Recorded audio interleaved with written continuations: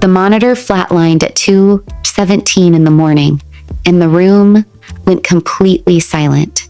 No alarms, no rushing feet, no voices calling out orders, just that long hollow tone cutting through the dark like something final, like a door closing that was never meant to open again and again. I want you to sit with that for a moment, because that sound, I have heard it described by people who loved her, and every single one of them says the same thing. They say it didn't feel real. They say time stopped. They say the air left the room before anyone could breathe it. Her name was Margaret, but everyone who loved her called her Maggie.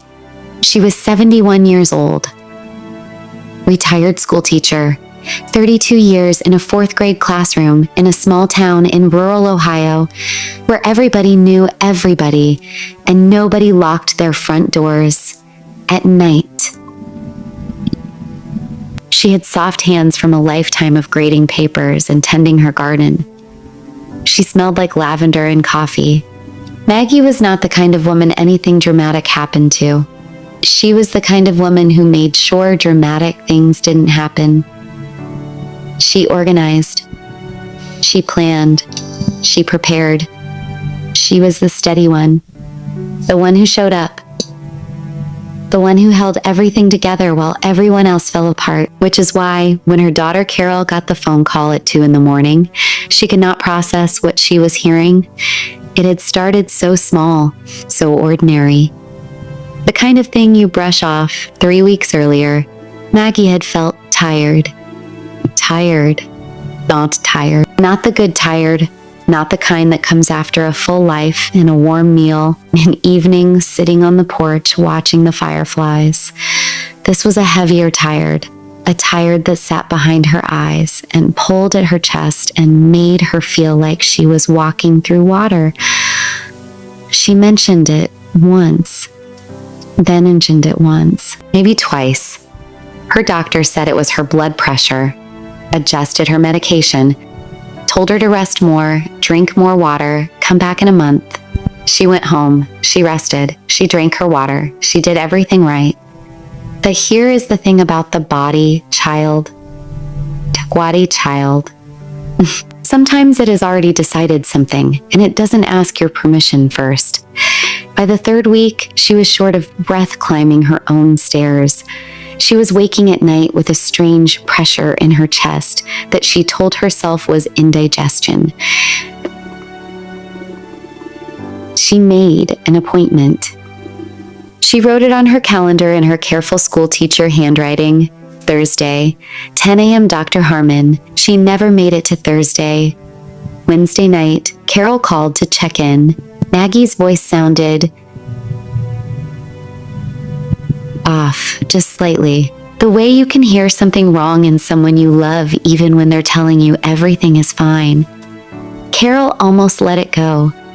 Almost. And that almost. That one small moment of a daughter listening to her gut instead of her head. It's the reason I am sitting here telling you this story. At all. The story at all. But what Carol found when she got to that house. Child, nothing could have prepared her for it. The front door was unlocked, which was normal.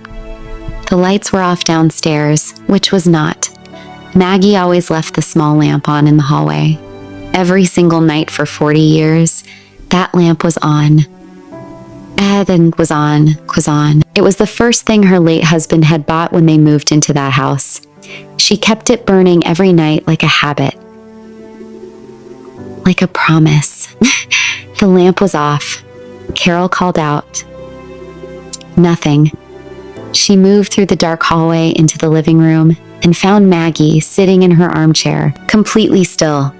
The glass dish of hard candies on the table beside her. The television off. Her hands folded in her lap like she had simply sat down to rest and forgotten to move. Carol touched her shoulder. Maggie's skin was cold and damp. Her breathing was shallow and wrong, slow, uneven, like something was interrupting it from the inside. There was a new medication routine that required a chart on the refrigerator. There were hard days, days when she was frightened or frustrated or grieving the version of herself that had existed before that Wednesday night. But she did it. Slowly, stubbornly, the way she had done everything in her life.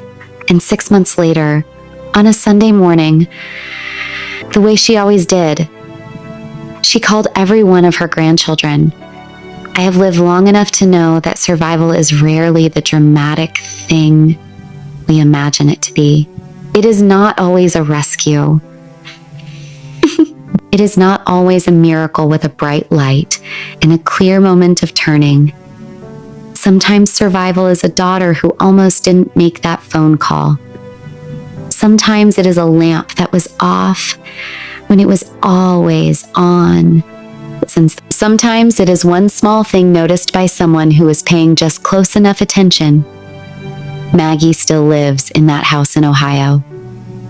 The lamp in the hallway still burns every night. But now there is a medical alert button she wears every day. A promise she made to Carol in exchange for being allowed to keep her independence. And the glass dish of hard candies is still on the table by her armchair. Some things you just don't change. Here is what I want to leave you with. Honey, the people in your life who don't want to be a bother, check on them anyway. Call when you almost don't. And show up when something feels slightly, quietly wrong.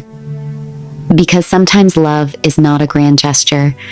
Sometimes love is just a daughter who listened to her gut, 11 o'clock, on a Wednesday night, and that is enough to bring someone all the way